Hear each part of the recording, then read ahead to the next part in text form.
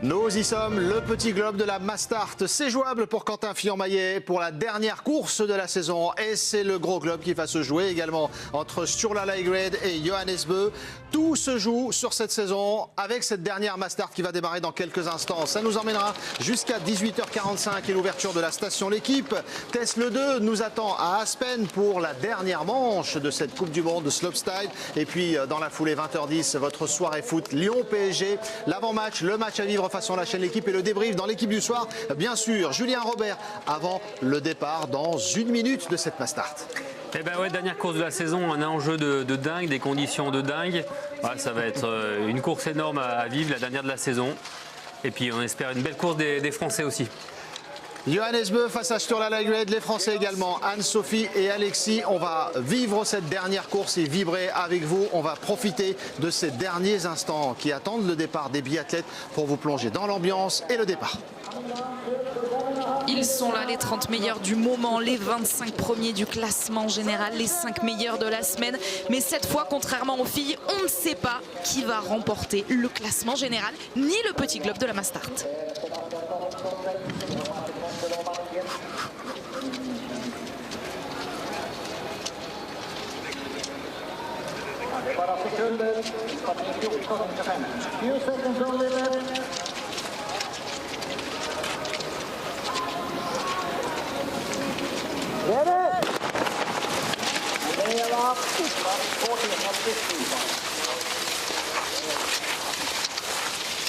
On aimerait que ça ne s'arrête jamais, que ça dure encore des semaines, des mois, mais voilà, c'est fini, ou presque. Il nous reste une trentaine de minutes pour vibrer et surtout pour savoir qui de Sturla Laigred ou de Johannes Bö va remporter le classement général cette saison. Et oui, ça y est, c'est déjà fini, c'est intense, ça passe vite, hein, ces séances de biathlon, ces saisons de biathlon plutôt qui sont tellement difficiles et exigeantes pour les biathlètes, mais qui nous donnent, nous, à chaque fois, tellement d'émotions. On va en avoir jusqu'au bout, justement, des émotions sur cette dernière Mastart avec, oui, les meilleurs, des conditions de neige qui sont excellentes. Là-dessus, pas de problème. Par contre, c'est vraiment sur le pas de tir avec ce vent qu'on va attendre de voir ce que ça donne. Ce gros match entre tous ces biathlètes. Allez, avant de pouvoir partir une bonne fois pour toutes en vacances pour eux. Sébastien Samuelsson, avec son dossard numéro 6, a décidé de se mettre en tête. Ils ont tous un dossard rouge, vous le reconnaissez. L'un d'entre eux a un dossard un peu plus rosé. Il s'agit de Tarjei Bø. Il est leader du classement de la Mastart. Mais Quentin Fillon-Maillet peut aller le chercher. Ce petit globe de la Mastart, on vous explique tout au long de la course. 3 dossards distinctifs aujourd'hui. Ce rouge, donc, le jaune sur les épaules de Johannes Bö et le bleu de meilleur jaune sur celle de Sturla Laigred. 3 dossards distinctifs pour 3 Norvégiens. Et oui, les Norvégiens qui ont quand même dominé globalement cette saison, pas besoin de le rappeler, mais on aura eu 3 nations très fortes quand même chez les hommes. Les Suédois qui sont actuellement à l'image, les Français bien sûr qui étaient là aussi quand même très régulièrement, et puis les Norvégiens, les Allemands étaient quand même en retrait cette saison. On leur souhaitera d'être un petit peu mieux l'année prochaine. Alors on va quand même parler de ce parcours du jour qui est utilisé par les biathlètes. Course de 15 km, Mastart, fin de saison, forcément beaucoup de fatigue pour certains. Et une piste qui est quand même assez exigeante, hein. Il y a de la difficulté sur ce parcours. Les filles tout à l'heure faisaient la 2,5. Là on fait une 3 km qui descend un peu plus bas. Voilà, c'est ici que ça change. Là on a un chousse qui nous emmène tout en bas dans la forêt. Et derrière, une fois qu'on est descendu, il faut tout remonter. Alors que vous voyez cet affichage du classement de la Mastart qui va progresser tout au long de cette course avec le classement qui est en train de s'afficher. Qu'est-ce qu'il nous fait Samuelsson? Là, attention, il est en train de partir à fond. Le Suédois, ils avaient prévu un coup, je pense, tous les deux à domicile. Ponsiluoma et Samuelsson, c'est pas du tout normal, hein, cette gestion sur un premier tour. Là, ils ont prévu quelque chose qu'on n'avait pas vu venir. Une attaque aussi forte dans un premier tour d'une Mastart à cet endroit-là.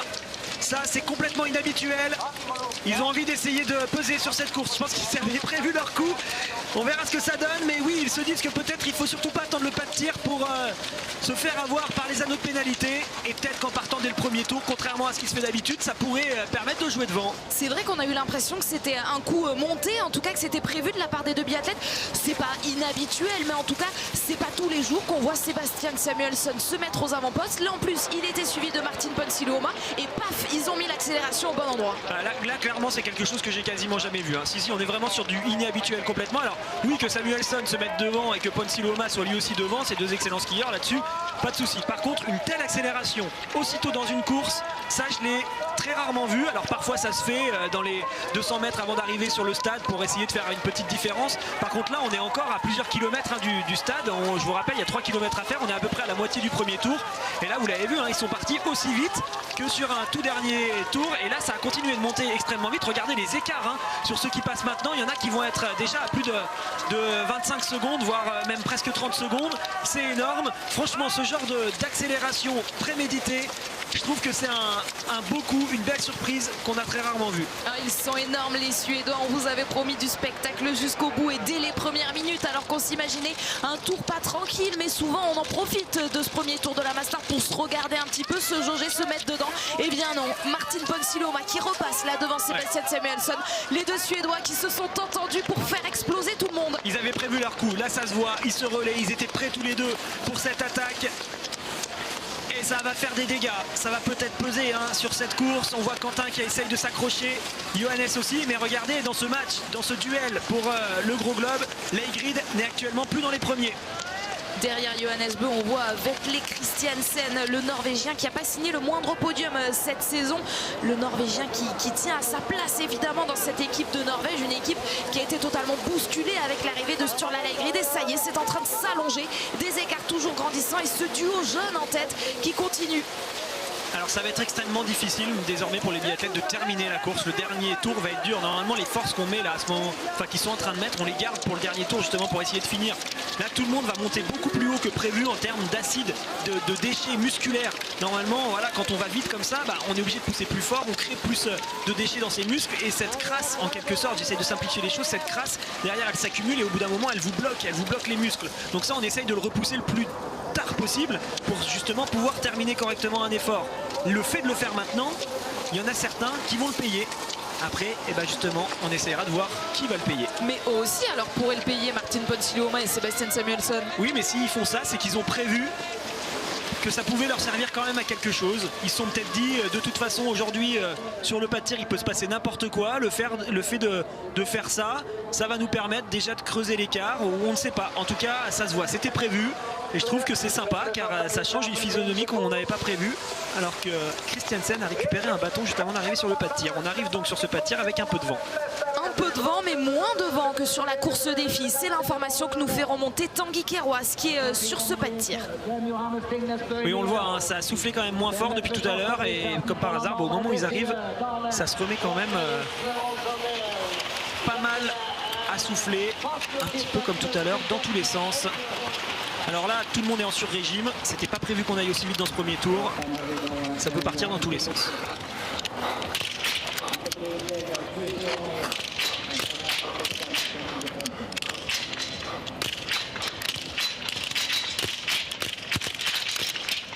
Attention à Christiansen, Christiansen tout là-haut qui est en train de faire un sacré coup le norvégien. Et c'est lui qui va ressortir en tête. Samuelsson va aller sur la note pénalité. Ponce Siloma s'est laissé piéger. 3 erreurs. Qui va faire le gros coup? Quentin Fillon-Maillet part à la faute. Simon Détieux va pouvoir ressortir en tête. Leigrid qui a fait un excellent tir, il s'est installé bien après Johannes, pourtant il a été capable de tirer très vite et en plus il fait un 5 sur 5. Pour l'instant dans ce duel qu'on regarde, avantage donc au dossard bleu, le dossard jaune lui va sur la note pénalité. Simon, vous l'avez dit, ressort deuxième. Simon Détieux deuxième à moins de 3 secondes de Vetle Christiansen sur la Leigrid, donc qui est le deuxième norvégien qui a pu ressortir de ce pas de tir. Edouard Latipov, le russe, alors qu'on vous informe que Alexander Loginov ne participe pas à cette course.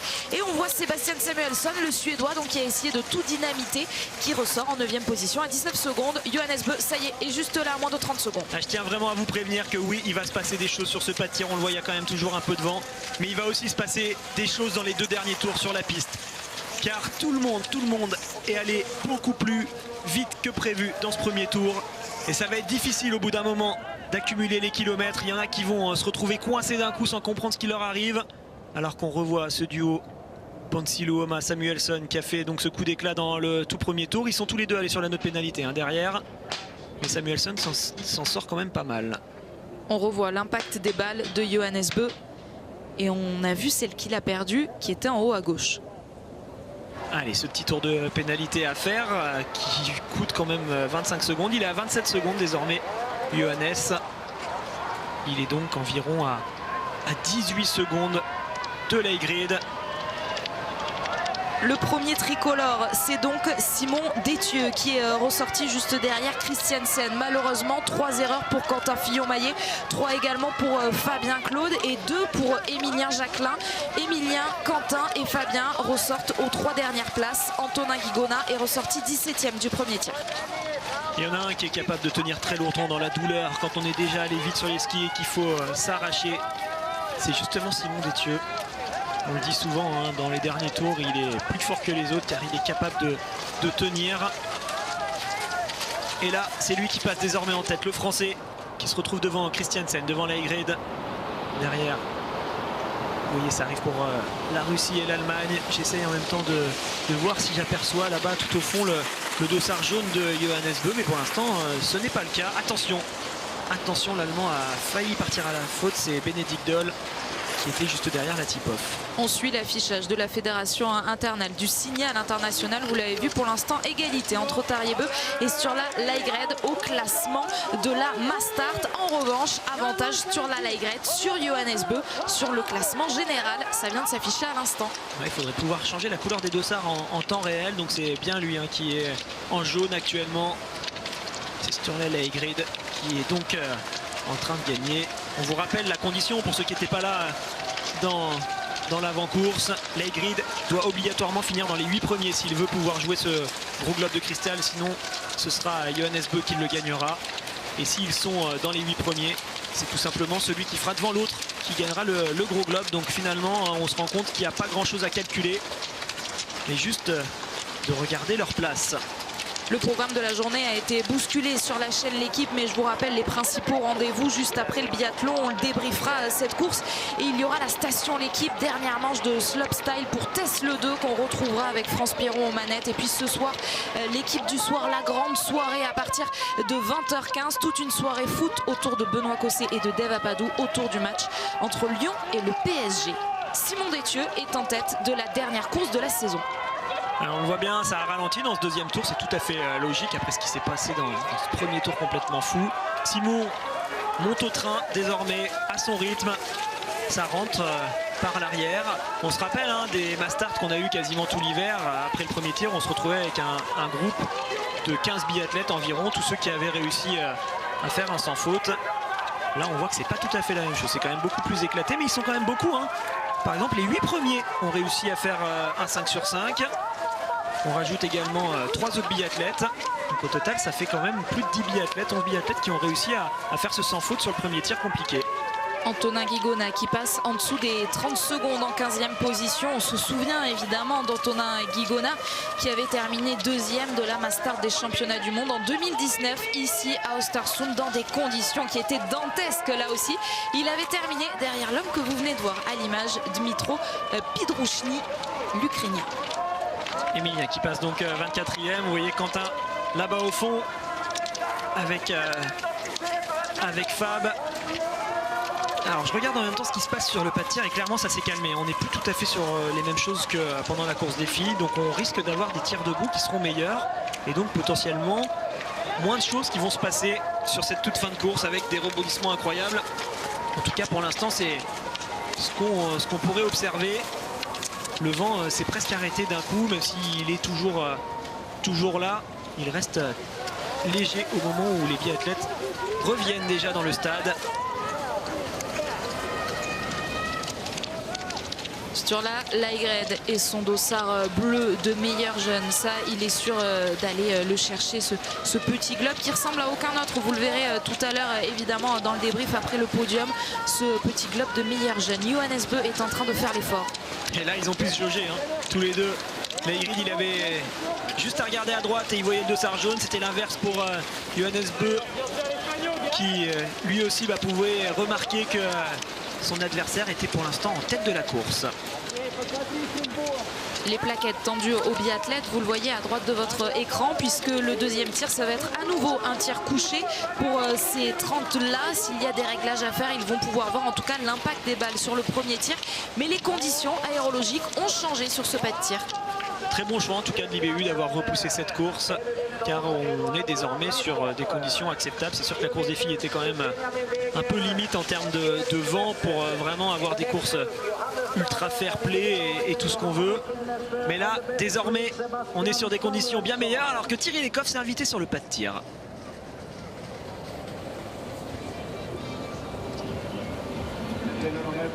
Allez, le vent, un petit point quand même sur celui-ci, donc on en parle depuis tout à l'heure. On va vraiment attendre qu'il mette les pieds sur le tapis, les genoux sur le tapis pour voir ce que ça donne. Il est là, ça souffle. Hein. Attention, une rafale est en train d'arriver. Ça y est, ça se calme.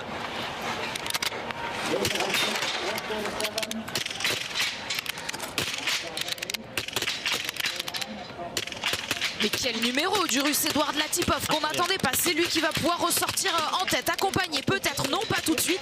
Simon Détieux, lui, va devoir aller tourner. Benjamin Weger, le Suisse, va ressortir. Et Laigrid, lui aussi, va aller sur la note pénalité comme Christiansen. On ne s'attendait pas à le voir rater comme ça cette dernière balle. Johannes Bö va lui aussi devoir aller, quoi qu'il arrive, sur cette anneau de pénalité au moins une fois. Est-ce que ce sera juste une fois ou pas?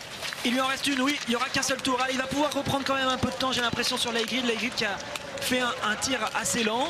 On a Johannes Dalé qui va se replacer, Antonin Guigona et Tariebeu. Tariebeu surtout, lui qui porte donc ce dossard spécifique pour la discipline. Il est là à droite de votre écran, Tariebeu. Il va passer à cet intermédiaire. Vous le reconnaissez, ce dossard, ce chiffre sur son dossard qui est en noir. C'est comme ça qu'on arrive à le voir. Antonin Guigona et Simon Détieux ressortent donc aux 10 et 11e place. Et juste devant eux, vous les avez vus, hein, il y a Sturla Laigred et Vetle Christiansen. Johannes ressort donc désormais dans les skis de Samuelsson. Et sacré numéro, vous l'avez bien identifié, Anne-Sophie, de Latipov, le Russe. Là, je n'ai pas compris comment il a fait sur son tir couché pour tirer aussi vite, mais c'était vraiment du très très beau tir de la part du Russe avec un super 5 sur 5. Il a tiré en 20 secondes,4. Voilà, c'est lui qui a largement le meilleur temps. Le deuxième est en 23 secondes, c'est Andersen, le très jeune Norvégien.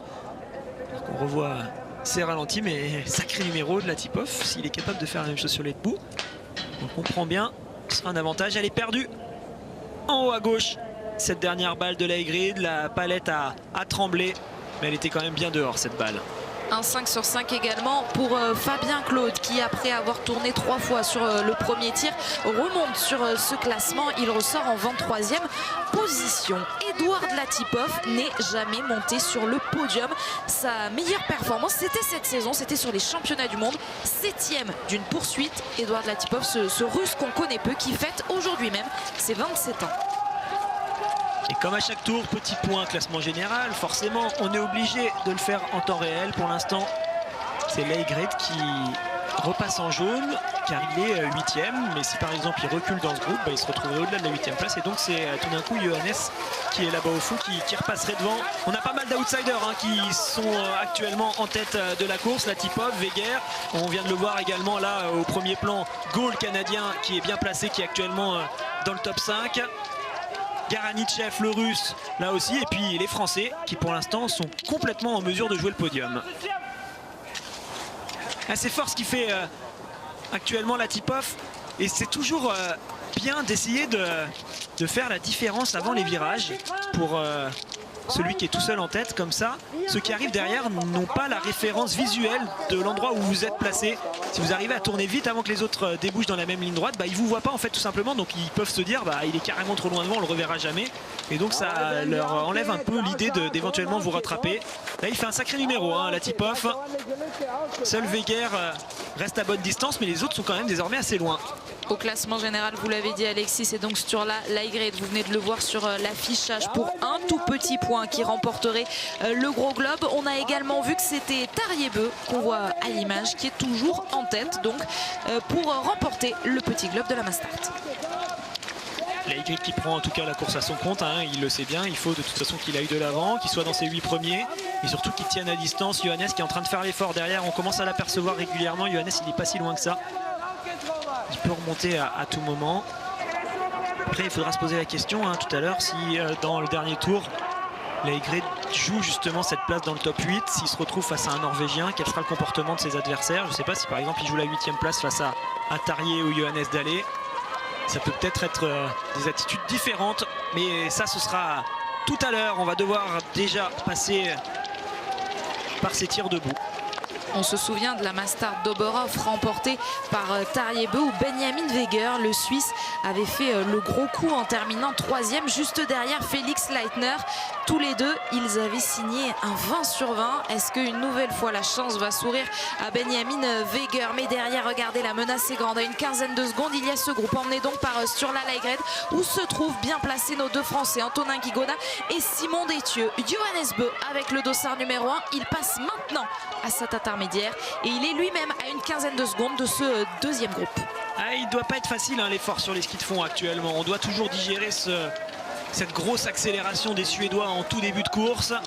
Il y en a pas mal qui doivent la subir, mais il y en a un qui gère ça très bien actuellement, c'est Latipov. Il est en train de mettre du temps à tout le monde sur les skis. Il arrive à accroître les écarts.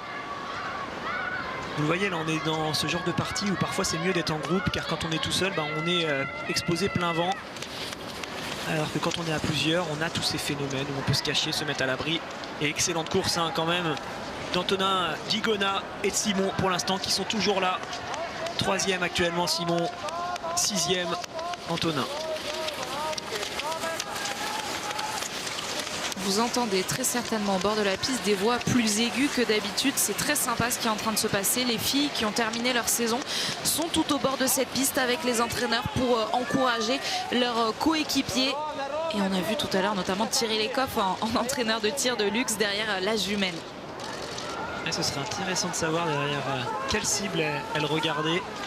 Si elle choisit plutôt Johannes ou Lægreid comme favori pour cette dernière course. Latipov toujours en train d'accroître son avance. Il avait 10 secondes quand il est sorti du pas de tir d'avance sur le Suisse. Vous venez de le voir, 16 secondes désormais. Il en avait 27 sur le groupe qui arrive désormais, qui était tout à l'heure emmené par Johannes Dahle. Et là pareil, il a plus d'avance. Il est désormais avec une marge de plus de 30 secondes. Alors Johannes, lui, il était ressorti de ce tir un petit peu plus loin. Il était à 46 secondes. Il passe toujours dans le même temps. C'est le seul à faire jeu égal avec Latipov actuellement. Avec bien accroché toujours dans les skis de Johannes Bø, Lukas Hofer. Attention à cet Italien qui multiplie les podiums depuis quelques semaines, depuis quelques jours même. Premier du sprint, 3e hier de la poursuite.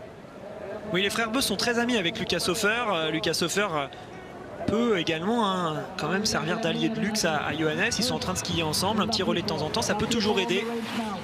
Quand on se retrouve comme ça ensemble, allez, tire debout, le vent toujours là, il souffle un peu dans tous les sens, moins fort que pour les filles, mais ça reste quand même pas simple.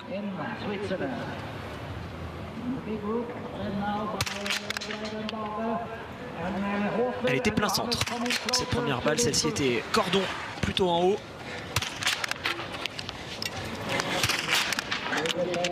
Les deux là sont ratés en haut pour l'instant et la dernière est dedans. Allez, 2 tours de pénalité, c'est le score à battre. Tous ceux qui feront mieux ressortiront devant le Russe.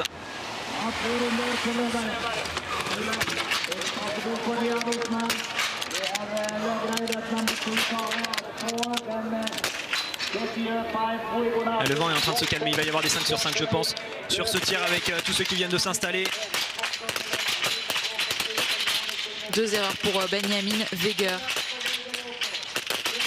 Bénédicte Doll peut-être. Et oui, il réussit le plein, tout comme Antonin Guigona. Ils vont pouvoir ressortir un seul tour de pénalité pour Sturla Lægreid, un seul tour également pour Christiansen, un seul tour pour Simon Détieux et pour Johannes Dahle.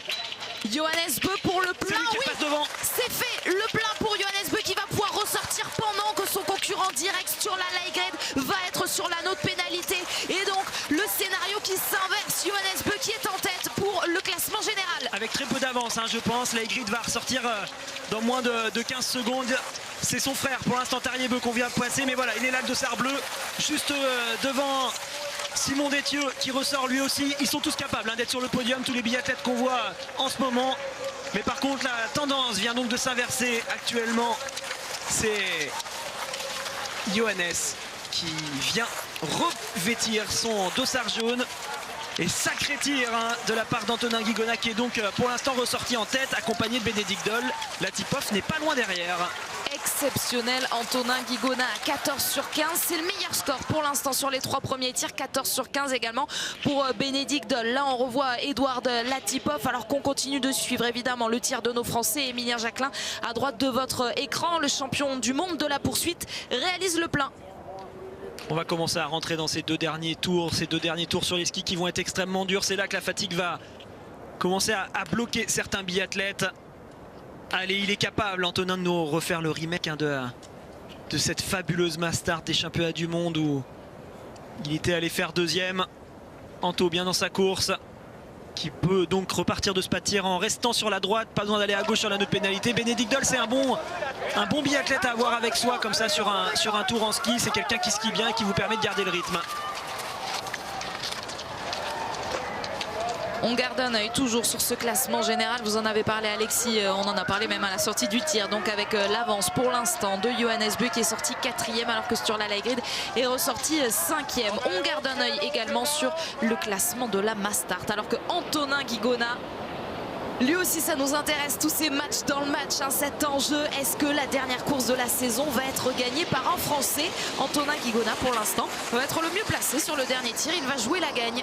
Ils sont deux à pouvoir jouer le podium, car Simon Détieux n'est pas loin lui aussi, et Johannes Bö et Lægreid actuellement sont sur le même score au niveau du tir. Ils ont tous les deux fait 2 erreurs, donc on le voit sur les skis, avantage pour l'instant au dossard jaune qui va plus vite que le dossard bleu. Il s'est employé quand même depuis le début de la course, Lægreid. Ça va pas être simple pour lui désormais de tenir la cadence infernale de Johannes. Et Johannes, il n'y a qu'un seul objectif pour lui dans le tour actuel, c'est d'essayer de tenir à au moins un tour d'écart son adversaire Lægreid. Comme ça pourrait lui donner éventuellement une marge d'erreur supplémentaire quand il arrivera sur le pas de tir, et malgré un tour de plus il pourrait quand même ressortir au combat avec Sturle. Allez, Antonin qui skie bien dans ce tour là, c'est très bien ce qu'il fait. On voit que Benedict Doll n'arrive pas à rester dans ses skis facilement.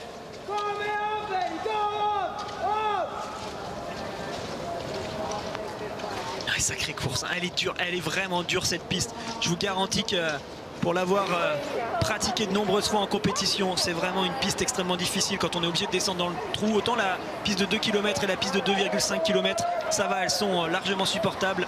Par contre la piste de 3 km, la piste de 3 km 300 et la piste de 4 km ici sont extrêmement difficiles. Antonin Guigona qui fait le show, qui avait fait le show, on vous l'a dit, sur la mass start des championnats du monde en 2019 à Östersund. Antonin Guigona qu'on voit faire des étincelles depuis cette dernière partie de saison, mais il n'est toujours pas monté sur le podium. 6e du sprint de Nové Mesto, c'est pour l'instant sa meilleure performance cette saison.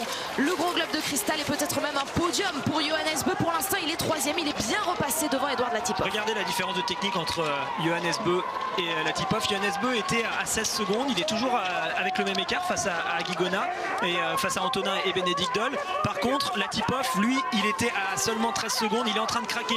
Je vous l'ai dit, dans le tour précédent, le Russe a réussi à skier plus vite que tout le monde. Il a peut-être skié à peine trop vite dans ce 3e tour. Et donc là, dans le 4e tour, il est en train de le payer. On voit au niveau de son haut du corps, il est en train de s'effondrer. Il n'a plus vraiment de gainage. Ça va être dur pour Latipov de terminer. Dans le groupe de Sturla Lægreid, il y avait les Christiansen, il y a évidemment Simon Détieux et Johannes Dalle. Et puis lui on le surveille également, Tarjei Bø en 11e position. Alors il y avait tout à l'heure même pas 10 secondes d'écart entre Johannes Bø et Lægreid, un tout petit peu moins, il y avait 8 secondes d'écart entre les deux. Désormais, vous le voyez, il y en a plus de 15. Donc oui, Johannes est en train d'accélérer, il n'a pas encore une marge d'une balle de marge justement sur Lægreid. Mais il peut encore reprendre un peu de temps d'ici la fin du tour. En terminant 3e, et si son frère termine au-delà de la 9e place, c'est ce qui est en train de se produire. Enfin pour l'instant, Tarjei Bø est 11e. Johannes Bø pourrait s'offrir également le petit globe de la mass start. Et ça skie sacrément là pour Antonin. Il est en train d'aller extrêmement vite dans ce tour. On le sent clairement à Benedict Doll. C'est une référence au niveau des temps de ski. Il est obligé de s'arracher pour rester au contact du Français. Alors oui, peut-être qu'au bout d'un moment il va passer devant pour prendre un relais, mais ça n'a pas été simple pour lui dans ce tour. Et surtout on le constate avec les écarts par rapport à Johannes. Johannes reprend pas tant que ça. Le biathlon va s'achever sur la chaîne L'équipe, mais il y a de très beaux événements à venir. Vous le voyez en haut à gauche de votre écran à partir de mercredi. Du football, les éliminatoires pour la Coupe du Monde 2022. Ça va être exceptionnel. Mais avant, ce tout dernier tir, donc tout dernier titre de la saison de ce 21 mars 2021. Ah ouais, ça y est, on y arrive à ce dernier tir de la saison de Coupe du Monde. Il y a d'un côté à regarder la possible victoire d'Antonin, le possible podium de Simon Détieux. Ça c'est pour ceux qui suivent avant tout les Français. Et dans un second temps, il va y avoir ce duel infernal entre Johannes Bö et Leigrid. Rien n'est joué entre les deux. Il aura donc fallu attendre ce tout dernier tir pour savoir qui c'est qui va aller gagner ce gros globe de cristal cette saison.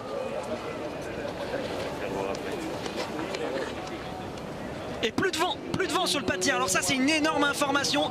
Ça veut dire qu'on pourrait avoir un tir à peu près normal. En tout cas, avant qu'il s'installe, vous le voyez, les fanions ne bougent quasiment plus. On va avoir un beau spectacle.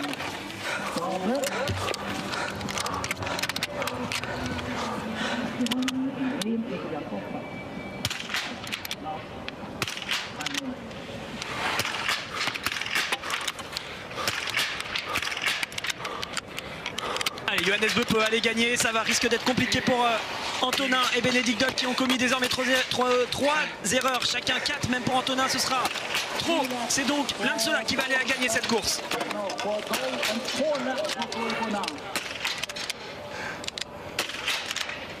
Elle est dehors, mais c'est le meilleur. Allez, Johannes Bö pour se dépêcher d'aller faire sa tanneau de pénalité pour ressortir avant sur la Leigrid, oui, qui lui aussi a fait une erreur sur la Leigrid, 2 erreurs même. C'est Johannes qui va être sacré, c'est Johannes Bö qui va obtenir le gros globe de cristal. Et Simon Détieux qui vient de faire le plein, Simon Détieux vient de faire le plein. Il va ressortir derrière le russe, à l'image là, derrière la tip-off. Il peut gagner, je vous l'ai dit dans le tour précédent, la tip-off commence à être dans le dur. Alors le russe a toujours une belle marge d'avance, 6 secondes, ça va être compliqué de rivaliser face à Johannes qui donc, vous l'avez dit Anne-Sophie, sera cette année le vainqueur du gros globe de cristal. Il aura réussi finalement à la fin à faire craquer Leigrid qui lui aussi est parti à la faute. Sacré Johannes, c'est quand même un énorme personnage.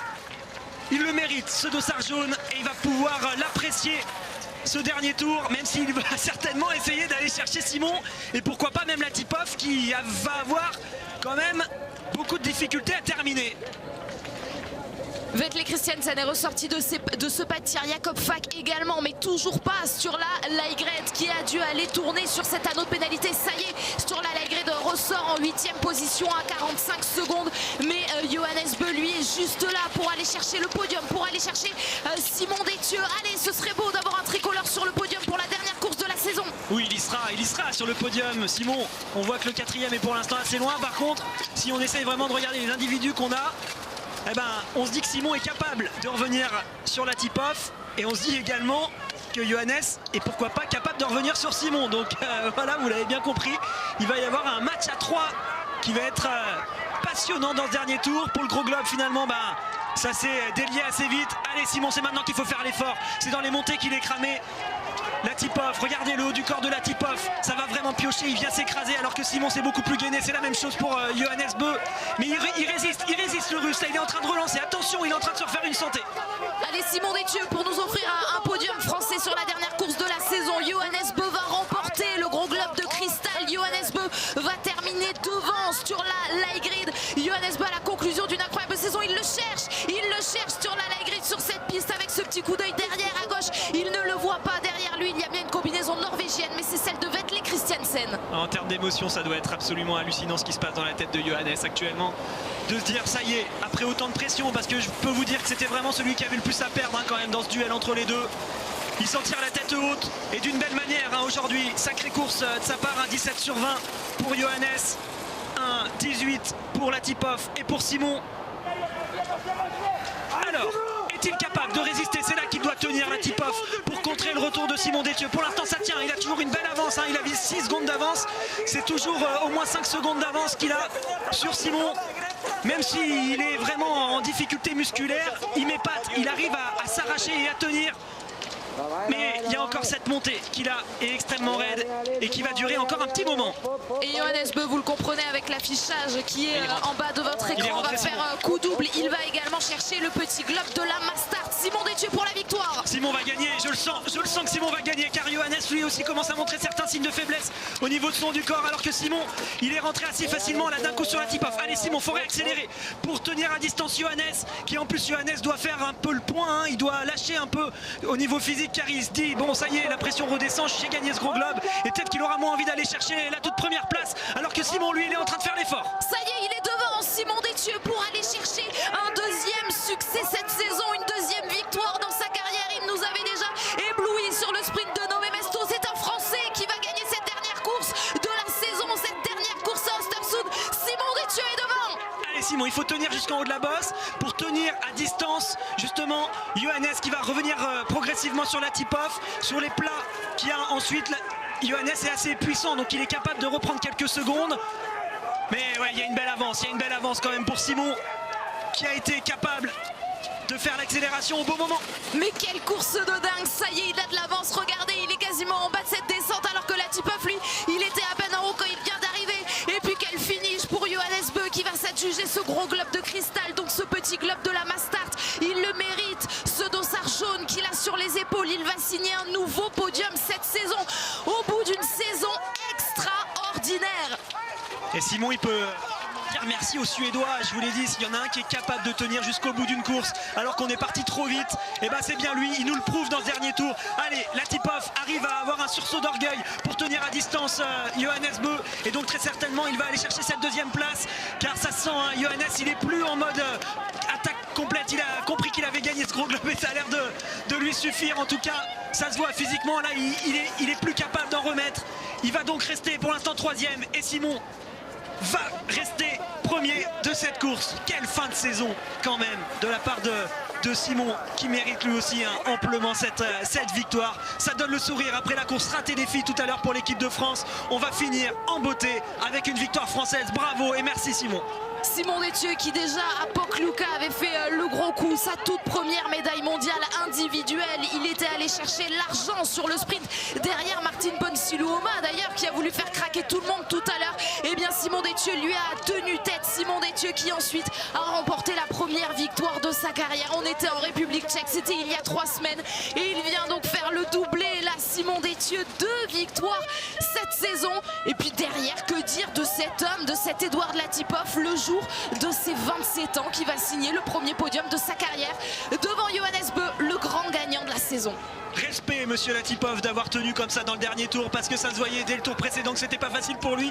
Bravo Simon qui va donc aller couper cette ligne d'arrivée, et merci également Johannes Bö pour cette magnifique bagarre face à Leigrid, et aujourd'hui c'est lui donc qui gardera ce dossard jaune. La victoire est française, il peut lever les bras. Simon Détieux, après avoir remporté un sprint, il remporte cette fois une Mastart, c'est la course des rois. Simon Détieux a ébloui tout son monde cette saison. Deuxième position, Edouard Latipoff, premier podium en carrière, on l'a dit. Donc, et là, on va pouvoir se lever, on va pouvoir s'incliner. Johannes Bö est le grand gagnant du Gros Globe de Cristal cette saison.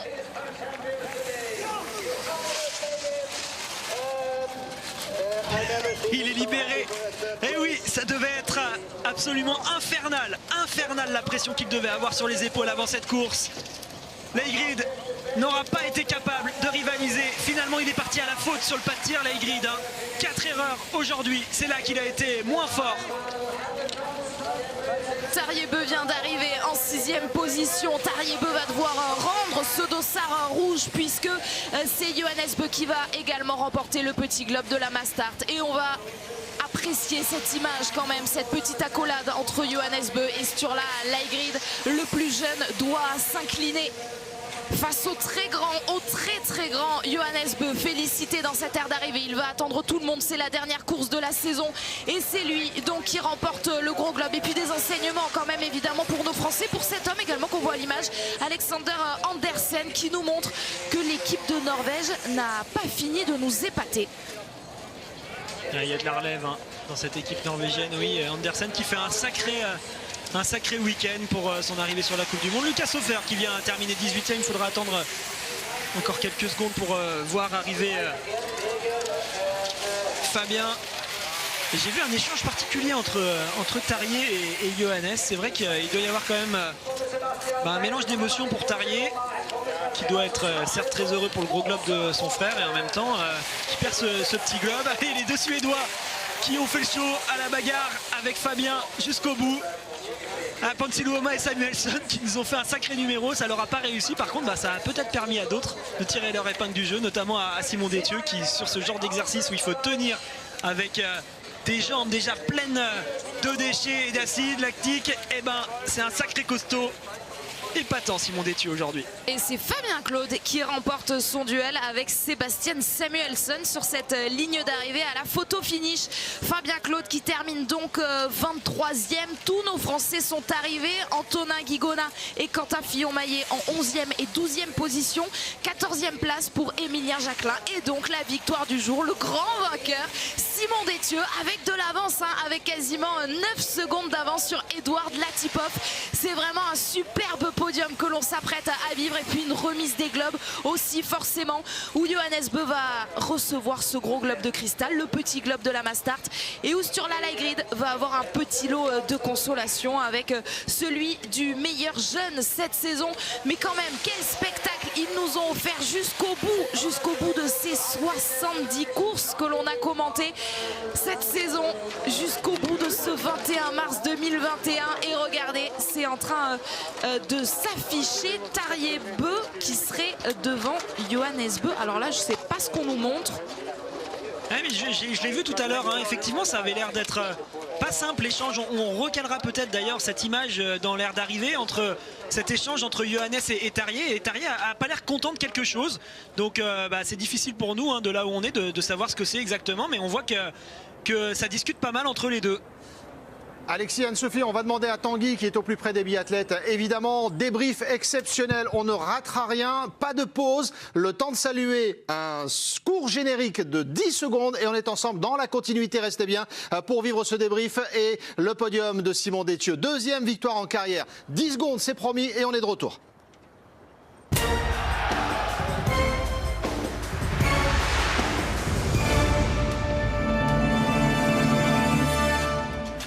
Dimanche exceptionnel avec la victoire donc de Simon Détieux, la deuxième de sa carrière. On débriefe tout ça avec Alexis, Anne-Sophie et Julien Robert, notre invité, qui est toujours en notre compagnie. Les premières réactions au micro de Tanguy, c'est imminent pour saluer cette immense performance de Simon Détieux dans des conditions extrêmement difficiles. C'est lui qui remporte la dernière course de la saison, la Mastart. Julien, on a le temps de tout débriefer, mais quand même, Simon Détieux, ce qu'il nous a offert, c'est exceptionnel. Du très grand Simon Détieux.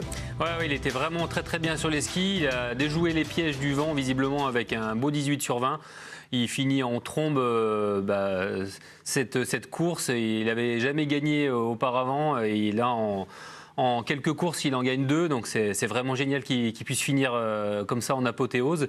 Et puis un dénouement incroyable aussi pour le classement général avec le match norvégien qui était incroyable et finalement Johannes qui réussit la passe de 3.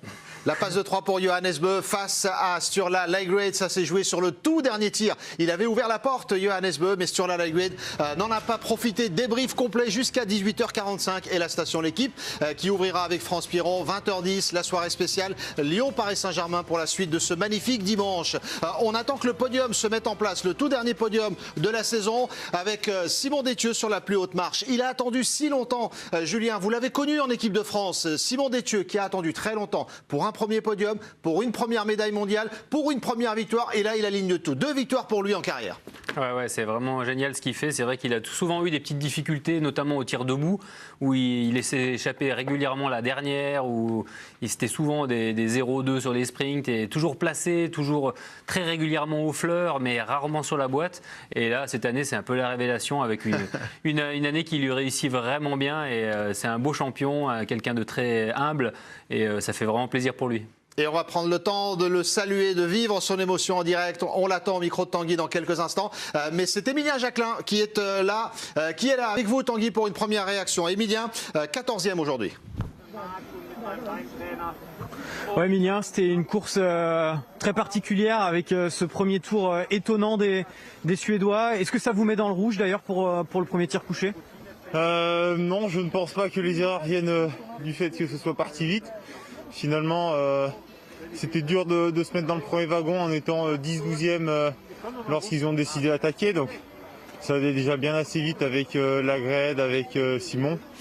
Et non, écoutez, sur les 2 tirs couchés, j'ai du mal à... 4 fautes sur les 2 tirs couchés. Voilà, c'est ça, enfin, 2 et 2. Voilà, je pense qu'on aura le temps de débriefer avec Patrick, mais voilà, j'avais opté, il faut savoir, lors des réglages, en tout cas de ne pas chercher à cliquer pour contrer le vent sur les tirs couchés, puisque vu qu'il s'agit de rafales, finalement de cliquer ça va peut-être nous servir sur les 2 premières balles et derrière le vent peut totalement changer. Et le fait de contre-viser, c'est-à-dire d'essayer de viser différemment en prenant en compte le vent, et parfois tu arrives à t'en sortir. Et pour ma part, j'y suis pas arrivé aujourd'hui, donc 4 fautes en tout sur les couchers. Après je me reprends sur des tirs debout vraiment travaillés, on va dire. Et voilà, ça fait une 14e place. Ce qui est, oui, bien sûr décevant. Après, aujourd'hui, je ne sais pas à combien ça tire devant encore, j'ai pas forcément vu, mais je pense que ça devait être costaud. Simon Détieux gagne avec 18 sur 20 et le fameux 5 sur 5 sur le dernier tour qui permet bien sûr, bravo à lui déjà. C'est vrai que j'ai vu qu'il était sur le podium, mais je ne savais pas qu'il avait forcément gagné. Le 5 sur 5 sur un dernier tir, c'est toujours très important. Bien plus important que celui sur le premier debout. Parfois il y a des grosses craquantes sur les derniers tirs. Je crois qu'Antonin on a fait les frais, et voilà, il faut savoir aussi être présent au bon moment, et Simon l'a très bien fait aujourd'hui. Et Johannes Beu qui remporte le globe. Ça vous semble la logique sportive? Qu'est-ce que vous en pensez? Bien sûr. Alors c'est sûr, il y a toujours ce fameux débat de la Grède qui a le plus de victoires en Coupe du Monde. Mais voilà, les deux en tout cas avaient énormément de mérite. Johannes traverse entre guillemets une passe difficile cette année puisqu'il remporte ce gros globe. Mais voilà, des champions d'exception comme lui sont toujours capables de puiser dans leurs ressources pour performer. Et aujourd'hui, voilà, il ne gagne pas, mais en tout cas, il sécurise ce gros globe. Donc bravo à lui. Moi, je suis content pour lui parce que c'est vraiment un très bon gars, et voilà, il le mérite entièrement, même s'il a moins gagné. En tout cas, un classement général, c'est pas au nombre de victoires. Finalement, c'est ce qui compte, c'est d'être en tête à la fin. Ça vous fait rêver, ça vous donne envie, vous, le dossard jaune dans les saisons futures? Bien sûr, voilà, je suis en train de faire le deuil de l'ancien Emilien qui était un peu chien fou sur les tirs. J'essaie de poser bien plus mes tirs, et c'est dans l'optique, bien sûr, dans un futur, j'espère pas trop loin, de viser le classement général, sans parler de le gagner, en tout cas vraiment de jouer à fond le classement général. Et bien sûr, lorsqu'on joue en plus ce classement, et finalement oui, il faut élever notre niveau, et ça nous permet de jouer aussi des gagnes tout au long de la saison. Mais j'ai envie d'évoluer, c'est ce que j'essaie de mettre en place finalement depuis l'après-mondiaux, où voilà, c'est toujours encore une douleur qui est présente, mais après la Mastart, j'ai compris qu'il fallait que j'évolue, et voilà, entre guillemets, je suis très content de mes 2 titres mondiaux l'an dernier et cette année, mais j'ai envie de passer à autre chose, et j'ai plus envie d'être celui qui perd voilà, sur des courses d'un jour, même si l'an prochain il y a les Jeux. En tout cas, j'aspire à évoluer en tant que biathlète. Et à perfer sur toutes les courses des Jeux. Ouais, c'est ça. En plus, je me rends compte que j'arrive à être à 100% de mon niveau sur une course, mais ça me demande pas mal d'énergie mentale, et il va falloir que je travaille sur plein de petits points. En tout cas, c'était une année où j'ai énormément appris sur chaque course. J'ai l'impression de grandir, d'évoluer, et c'est certain que ça me servira pour la suite. Et voilà, j'ai presque envie de dire que c'était une année compliquée, mais en tout cas, elle est riche d'enseignements. Merci Emilien. Il y a Simon qui vient d'arriver. Simon, le winner. Le grand vainqueur du jour. Simon, 2e victoire en 3 semaines. Ouais. Sur une course en confrontation. Ouais, c'est clair. C'était un beau combat aujourd'hui. Il y avait un peu de la difficulté, mais j'ai su trouver les clés pour m'en sortir mieux qu'hier, on dira. Et voilà, j'ai retrouvé les ressources dans le dernier tour pour aller chercher le Russe. Donc voilà, très content de finir sur une note comme ça. Faut pas espérer mieux. Racontez-nous cette course. Vous arrivez sur les tirs debout. Votre sort, il dépend finalement de ce qui se passe devant, notamment d'Antonin Guigona et de Bénédicte Doll qui ont fait beaucoup de tours. Ouais, c'est clair. Quand j'arrive sur le pas de tir, j'entends que ça loupe devant, et de toute façon, on le savait d'entrée de jeu qu'il y aurait de l'opportunité. Voilà, je suis resté focus sur mon tir, sur mon truc, et puis du coup, j'ai vraiment fait le boulot jusqu'au bout, bien battu, parce que c'était vraiment pas facile aujourd'hui. Et puis ce dernier tour où il fallait aller chercher le Russe, il y a un moment au début où je me suis dit que ça allait être une belle bagarre, parce qu'avec Johannes qui était juste derrière, finalement j'ai senti Johannes pas au mieux de sa forme, ou en tout cas qui s'est pas battu.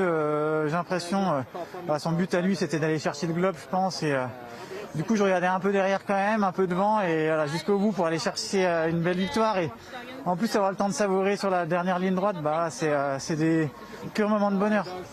Merci, c'est l'heure d'aller au podium. Merci. Et on va en profiter en direct, bien sûr, de ce podium. La course a été décalée. On a beaucoup de chance, finalement. Ce ciel absolument somptueux d'Östersund. Vous avez vu Tarjei qui a retrouvé le sourire parce qu'il a compris qu'il avait remporté le petit globe de la Mastart. On va vivre la cérémonie et la remise de ce petit globe, le gros globe pour Johannes Bö également. On ne ratera rien des toutes dernières images de cette saison. Antonin Guigona, qu'est-ce qu'on est triste, Tanguy, pour Antonin. C'était si bien parti pour lui. Oui, Antonin, si Simon gagne, c'est aussi parce que malheureusement votre dernier tir s'est mal passé. Racontez-nous l'approche de ce tir et tout ce qui doit se passer dans la tête d'un biathlète quand on arrive pour la gagne. Ouais, pour ce dernier tir dans la tête, j'ai pensé que c'était la première fois, je pense que j'arrive en tête comme ça sur un dernier tir d'une course individuelle. Donc c'était un pur plaisir. Après, comme depuis le single mix, donc dimanche dernier à Nové Mesto, j'ai vraiment musculairement un souci de cuisse et de fessiers qui tétanise. Et depuis dimanche dernier, à part le premier debout d'aujourd'hui, j'ai fait que des tirs à plus de 2 fautes et 5 fautes hier sur le dernier tir de la poursuite. Donc j'ai vraiment un problème musculairement. Là, je pense que c'est juste de l'accumulation de fatigue. Peut-être une carence en fer, j'en sais rien, je ferai une prise de sang en rentrant à la maison. Mais par contre, il n'y avait pas trop de vent. Je pense qu'il y avait beaucoup moins de vent qu'au championnat du monde de char à voile en Argentine en 2009, où on peut se souvenir de la belle 7e place du jeune français Tanguy Carrois. Merci Antonin pour le match. C'était en 2 minutes, je crois. 2 minutes. Je suis pas bien révisé. Si on parle de biathlon, qu'est-ce que vous retenez de cette saison? Ce que je retiens de cette saison, c'est que je suis allé chercher des très beaux tirs en début de saison. Je suis allé chercher du très bon ski sur la fin de saison. Donc ça me rappelle que je suis capable d'aller chercher du biathlon de très haut niveau. Il faut allier les deux et j'ai vraiment envie de repartir avec ce groupe-là. On a vraiment un super groupe, que ce soit sportivement ou humainement, on s'éclate et j'ai vraiment hâte de repartir pour la saison prochaine. Vous finissez, je crois, à moins de 10 secondes en temps de ski aujourd'hui du meilleur temps de ski sur la dernière course, malgré les jambes qui ont du mal sur le patin. Ouais, aujourd'hui, on est retourné sur une neige plus dure, un peu glacée, qui me correspond carrément mieux. C'est ce qu'on avait à Nové Mesto où j'ai fait des gros temps de ski. Et cette semaine, sur le sprint poursuite, on avait une neige plus molle, plus farineuse, moins glissante, où j'ai vraiment de la difficulté à m'exprimer. Donc il faut que je travaille aussi musculairement pour être capable de sortir mes skis de ces neiges molles et puis d'avoir des muscles qui tétanisent pas pour faire des tirs debout un peu plus sympas et puis pourquoi pas aller gagner quoi. Si Simon l'a fait aujourd'hui, je pense que j'aurais pu le faire, mais bon, 4 tours, c'est cher. Merci Antonin. Merci à vous. Un phénomène, Antonin Guigona. Quel plaisir de l'entendre et de partager cette saison de Coupe du Monde avec lui. La cérémonie qui va démarrer avec Simon Détieux qui s'impose donc pour la dernière course de la saison. On va vivre ça en direct bien sûr et très rapidement écoutez Fabien Claude qui est avec Tanguy également. Ouais, Fabien, un mot très rapidement avant la cérémonie des fleurs. Aujourd'hui, il y a encore beaucoup trop de fautes. J'ai envie de revenir sur vos podiums de cette saison. C'est ça qu'il faut retenir, pas la course d'aujourd'hui. Oui, juste pour un mot sur aujourd'hui, j'ai pas assez contre-visé au premier tir, je m'en suis rendu compte trop tard. Et j'ai voulu régler avec un semblant de vent nul pour avoir à moi de faire les corrections. J'ai pas voulu cliquer justement, de faire de la contre-visée, on appelle ça. Et voilà, c'est pas passé, tant pis. Et sinon, bien sûr, la saison, elle a été très riche, surtout en début de saison, jusque fin janvier. Et j'étais, on va dire, sur une pente un peu descendante et j'ai tenté une préparation en altitude pour les mondiaux. Ça n'a pas du tout marché et au contraire ça m'a clairement séché et je pense que voilà, j'étais à un moment de ma carrière où j'avais besoin peut-être de tenter des choses et en tout cas je ne recommencerai pas l'an prochain quoi. Merci Fabien. Merci à Fabien Claude. On accompagne évidemment le roi du biathlon, Johannes Bö. Saison absolument prodigieuse parce que la concurrence, elle était incroyable avec Sturla Laigred. Il conserve le gros globe. Et cette fois, on est heureux quand même de le voir avec le sourire, lui qui traînait des pieds hier sur le podium de la poursuite avec cette 2e position. 14e podium cette saison pour Johannes Bö qui n'a pas fini d'être félicité tout au long de cette soirée.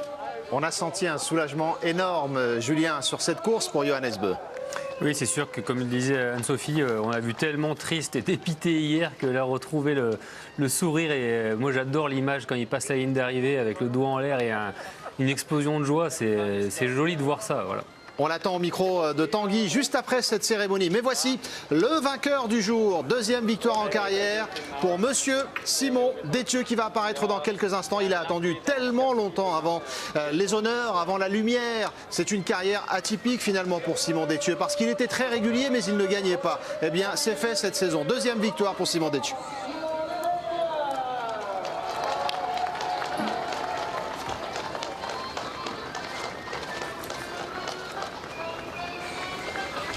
Quelle saison quand même pour Simon Détieux, hein. Cette médaille mondiale, l'argent sur le sprint, cette première victoire en carrière avec le sprint à Nové Mesto sur laquelle il avait enchaîné troisième de la poursuite le lendemain. On avait déjà trouvé ça très très fort et là il a montré dès le début de la semaine qu'il était vraiment présent au pied du podium, quatrième sur le sprint.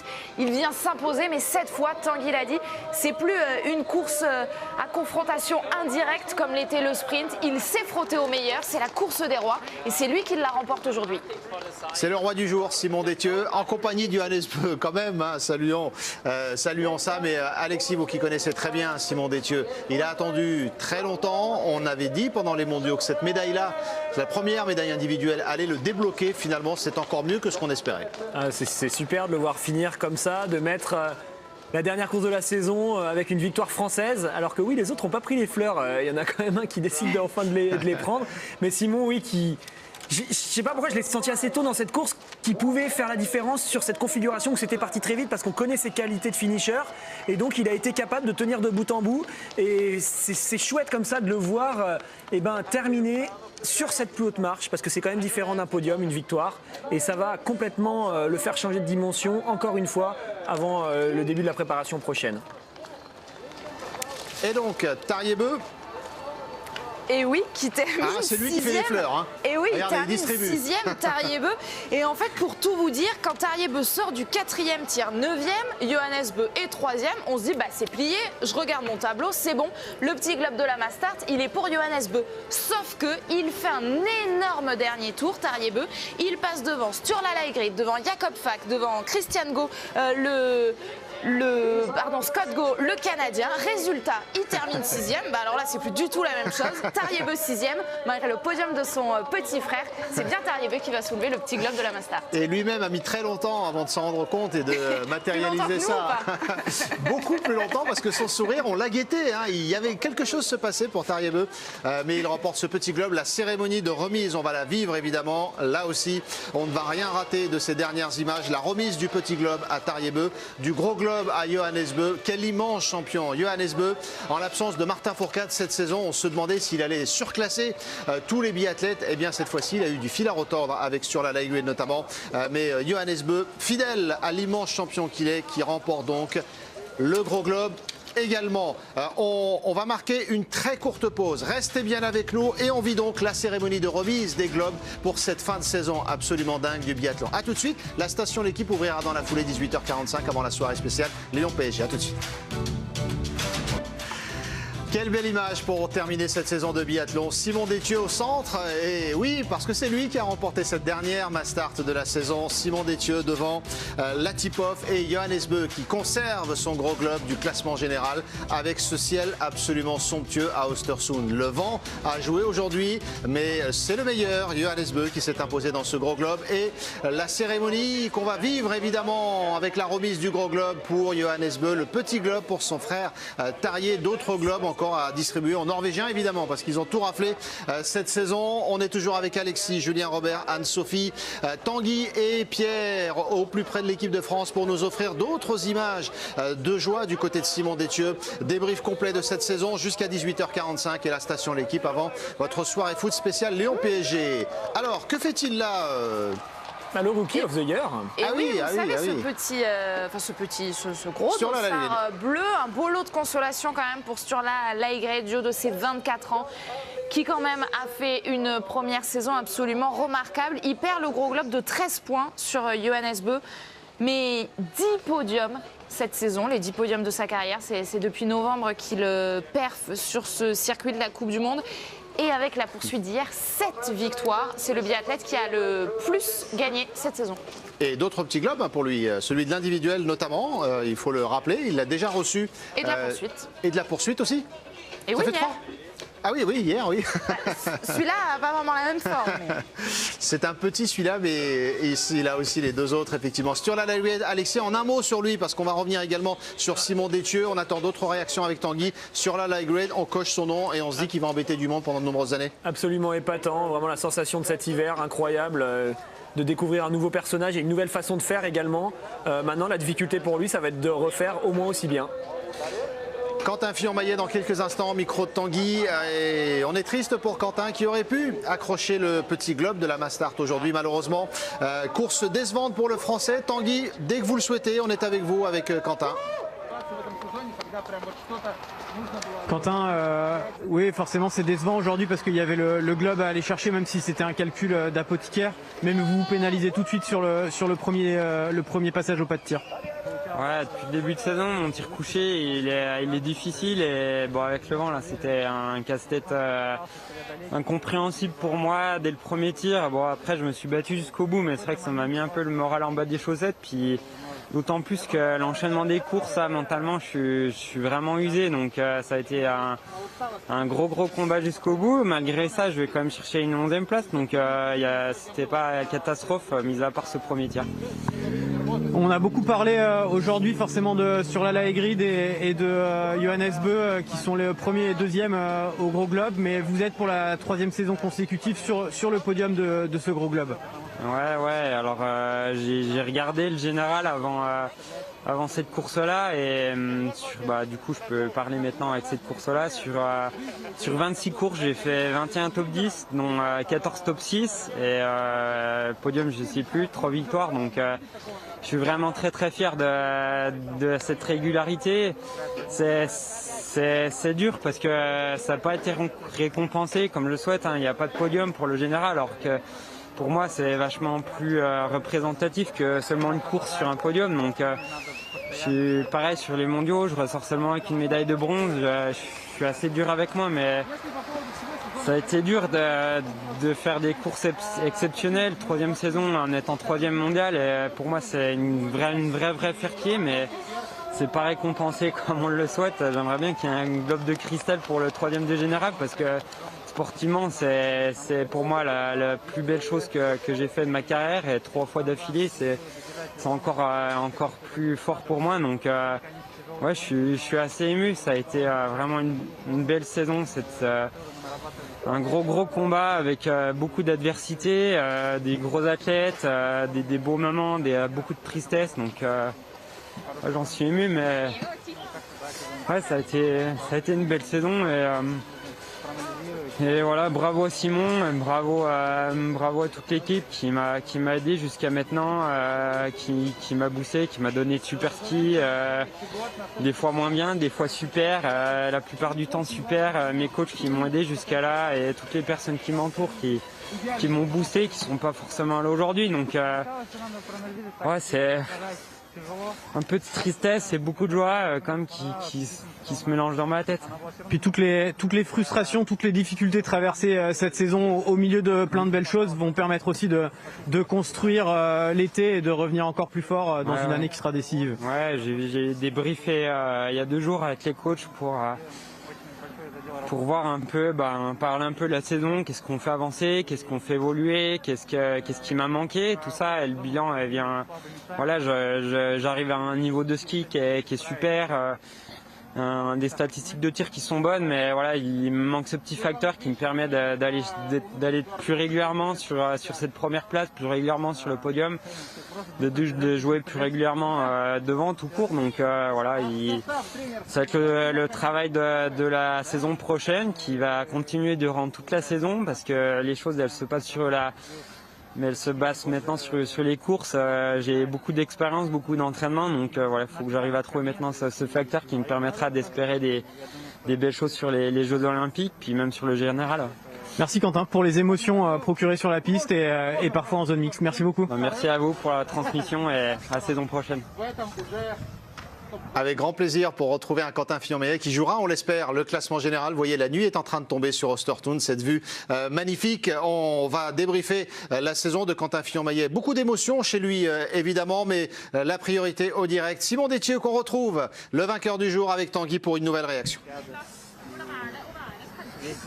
Oui, Simon, tout à l'heure à chaud, vous étiez encore dans l'analyse technique de la course. C'est quand même une deuxième victoire en Coupe du Monde. Hein. Ouais, c'est clair.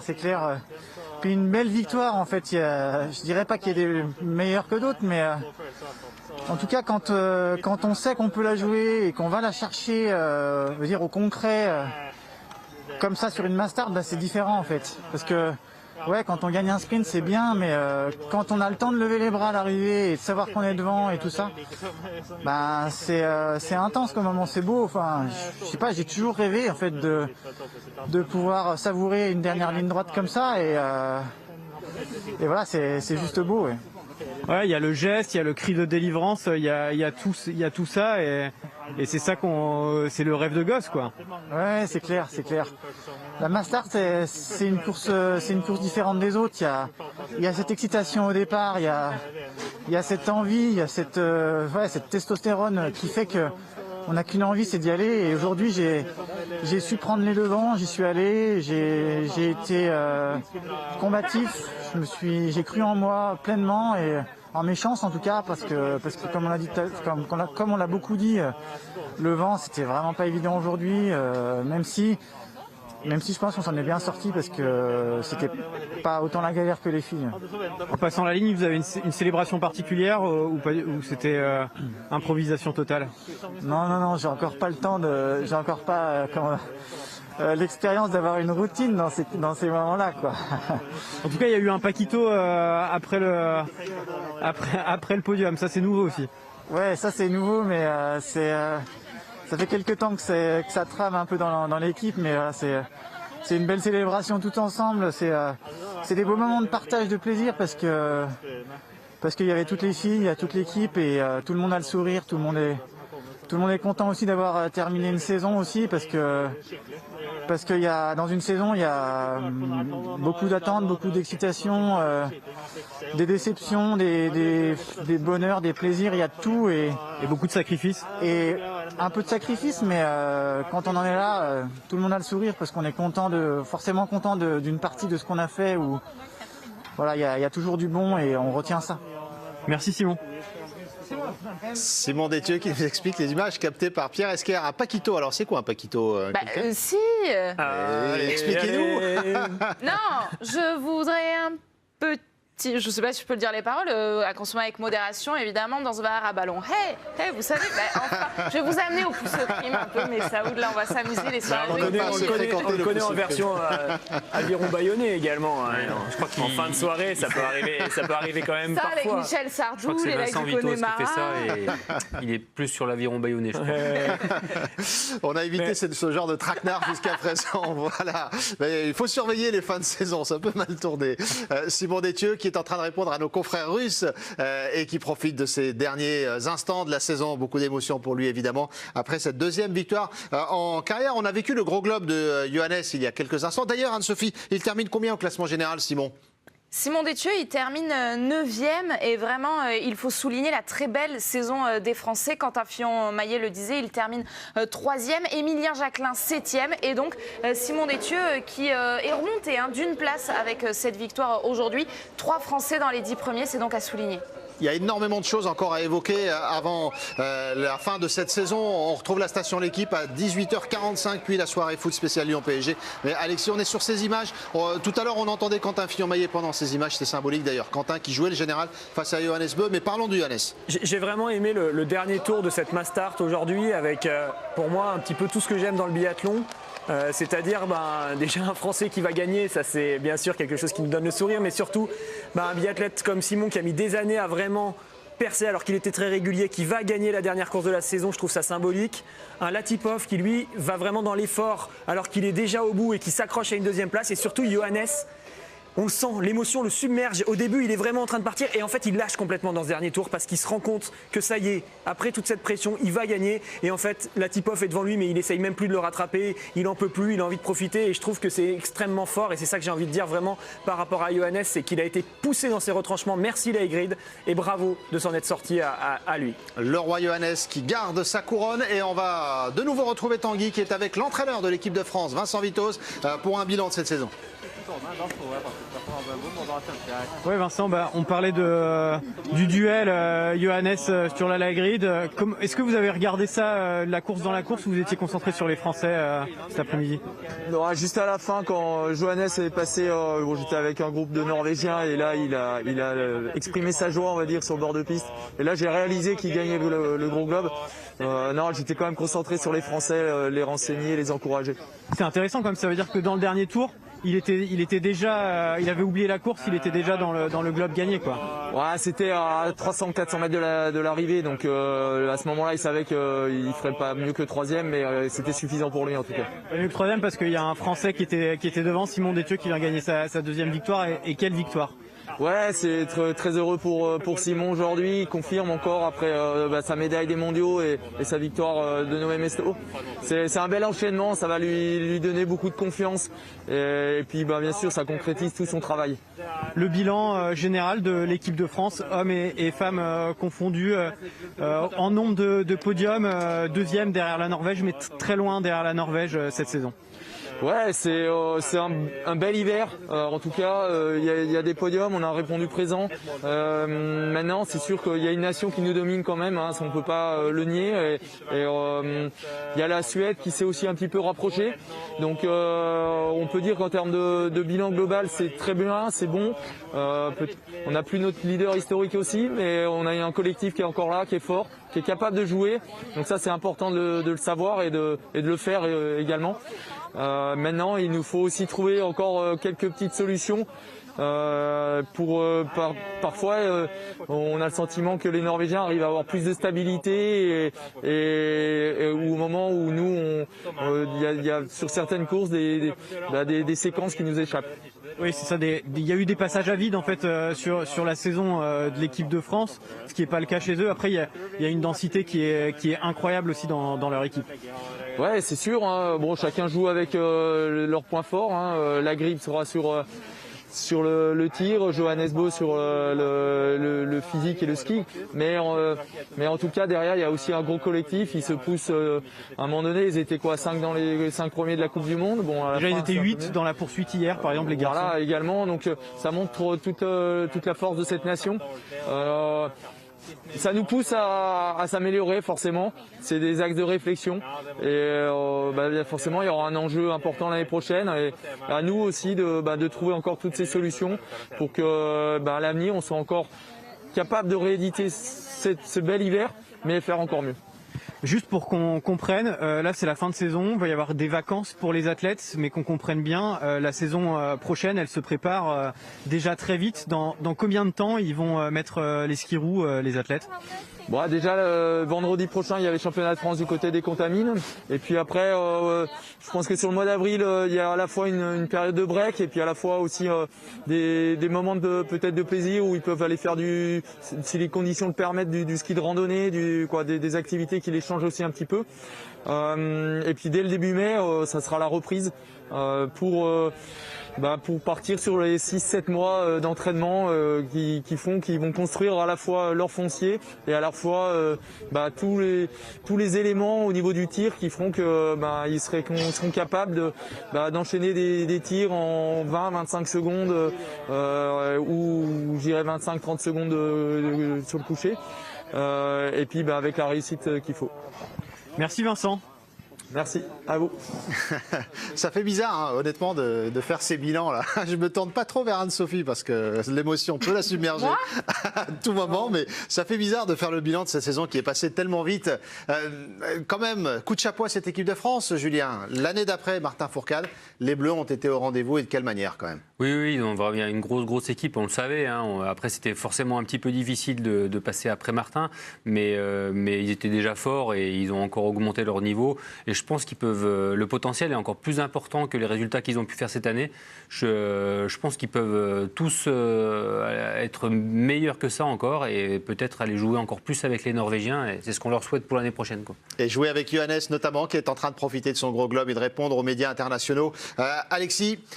On a encore vécu une saison exceptionnelle en termes d'émotion, de rebondissement. Effectivement, il faut quand même remettre à chaque fois bien les choses à leur place. C'est ce que j'essaye de faire en permanence. Mais oui, une très très belle saison pour l'équipe de France masculine. Là, on termine avec eux, qui est incroyable. C'est juste qui tombe sur des Norvégiens qui, eux, sont fabuleux, et notamment celui qu'on a à l'image. Et qu'on n'attendait pas au départ, sur la Lagrade avec Tanguy.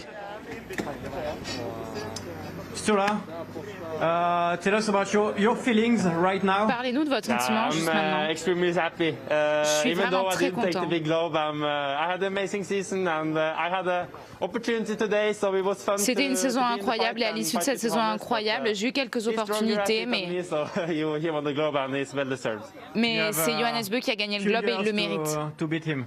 Yeah, I hope so. I hope that my level will increase for the next season. J'espère que dès la saison prochaine, mon niveau va augmenter. Je vais faire ce qu'il faut pendant l'été, je vais bien bosser pour augmenter ce niveau-là et devenir le meilleur athlète possible. Sturla Lagrade qui est passé tout près du Gros Globe, a une histoire absolument incroyable. On continuera de le suivre évidemment, de mieux le connaître encore la saison prochaine grâce au travail de Tanguy, notamment tout au long de la saison. Sturla Lagrade, si vous deviez le décrire en un mot, Alexis? Épatant, époustouflant, c'est vraiment ces mots-là qui me viennent à l'esprit. Il nous a bluffé quasiment toute la saison. Finalement, le seul moment où il a montré un peu de faiblesse, c'est aujourd'hui, en ratant plus de balles que ce qu'on aurait pu penser qu'il ferait. Ça montre que quand il y a vraiment de l'enjeu, là aussi, c'est pas toujours facile de bien tirer, même quand on est un excellent tireur. C'est aussi ça qu'on essaye d'expliquer en permanence. Mais finalement, bien sûr, il n'a pas le globe. Et un globe de gagné, c'est toujours un globe de prix. Mais peut-être que dans sa construction future, c'est peut-être même un mal pour un bien de ne pas être leader aujourd'hui. Parce que derrière, il sera dans un concours différent face à Johannes. Et Johannes, justement, en direct, on en profite avec Tanguy. You are obviously happy. It's heavy, but it's better in your arms than in the arm of another guy. Vous semblez vraiment content, il est mieux ici que dans les mains de Sturla. You know, winning the World Cup overall, I think it's the biggest thing you can win in the Vous savez, je pense que c'est la plus belle des récompenses en biathlon de gagner le Gros Globe de cristal. Extraordinary with the fight with Sturla. He is now a new star, a new biathlon star. He came from nothing to the top at once. C'était un combat extraordinaire avec Sturla qui est parti de rien et qui est arrivé tout en haut du biathlon. C'était loin d'être facile, mais j'ai voulu rester calme, rester concentré. I think we both have had tough times to try and beat the other for many months now. Thank you, Johannes. Congrats. Thank you. Toujours aussi fair play, généreux, Johannes Bö qui salue sur la Lagrade, parti de rien finalement, effectivement. C'était sa 30e course individuelle seulement et qui a failli jouer le Gros Globe. La nouvelle star du biathlon mondial qu'on suivra donc la saison prochaine. Dans combien de jours, tiens? Si on se tourne vers notre mur, est-ce que ça va s'afficher? J-251. Anne-Sophie, vous allez tenir 251 jours sans biathlon. Dans ce contexte, je vais avoir du mal. Je n'ai pas grand-chose pour me consoler, mais oui, il va falloir attendre. Et merci infiniment Anne-Sophie pour cette belle saison aux côtés d'Alexis. C'était un bonheur encore une fois Alexis de vivre cette saison avec vous. Merci à tous ceux qui nous regardent. Franchement, c'est un plaisir de faire ça en permanence et on vous donne rendez-vous à l'année prochaine. Julien, merci infiniment d'avoir passé cette semaine avec nous. Une belle expérience. Merci, c'était un plaisir. Je ne connaissais pas, j'ai découvert et l'ambiance est géniale et les coulisses aussi. Donc c'est vraiment super. Merci à vous. Merci encore, c'était un plaisir Julien. On salue Tanguy pour cette magnifique saison. Remerciements du fond du cœur Tanguy pour le travail que vous avez fait tout au long de cette saison pour nous emmener toujours plus loin dans les coulisses du biathlon avec cette relation si particulière nouée auprès de l'équipe de France. Pierre Esquer qui vous accompagnait, Thomas Consalves qui vous a accompagné également cette saison. On en profite pour remercier avant la station l'équipe et la soirée spéciale Lyon-PSG, toute l'équipe biathlon tout au long de cette saison autour de Maël Serror, Garance Ferraud, Redouane Benour et toute l'équipe, John Barraud, Stan Vignon, Amaury Lermite, Antoine Maigre, Tony Molina, Fabien Chevalier, Charles-Antoine Nora ou encore, j'ai fini. Donc merci à vous qui nous regardez, qui êtes de plus en plus fidèles à l'équipe biathlon. Tout de suite, la station l'équipe avec France Piron que j'aperçois qui est juste à côté. Et puis ça vous emmènera jusqu'à 20h10 et votre soirée spéciale Lyon-PSG. Merci de nous être fidèles. France Piron pour la station tout de suite.